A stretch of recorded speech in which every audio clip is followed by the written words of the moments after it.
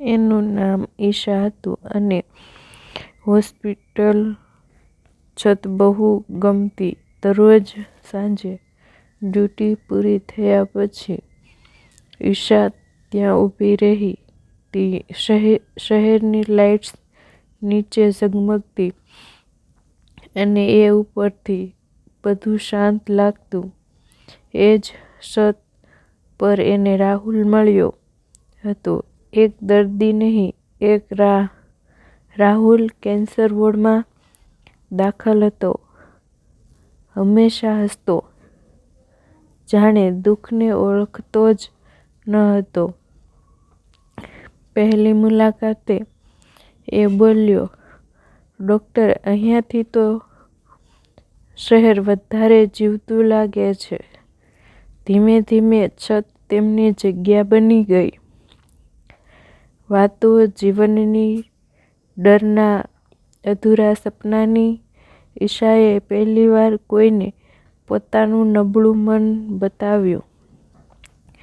રાહુલ સાંભળતો, બોલ્યા વગર. એક સાંજે રાહુલ બોલ્યો, હું અહીંથી બહાર નીકળી જાઉં તો? આપણે સમુદ્ર જોવા જઈએ. ઈશા હસી, આંખો ભીની થઈ.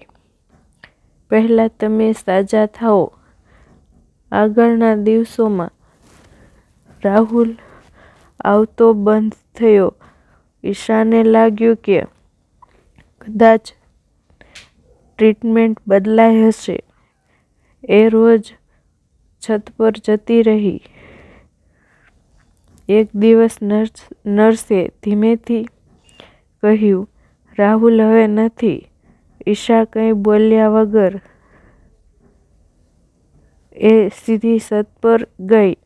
એ જ જગ્યાએ, એ જ શહેર, પણ હવે કોઈ રાહ ન જોઈ રહ્યું હતું. કેટલાક અઠવાડિયા પછી ઈશાને એક કાગળ મળ્યો, રાહુલનું લખેલું.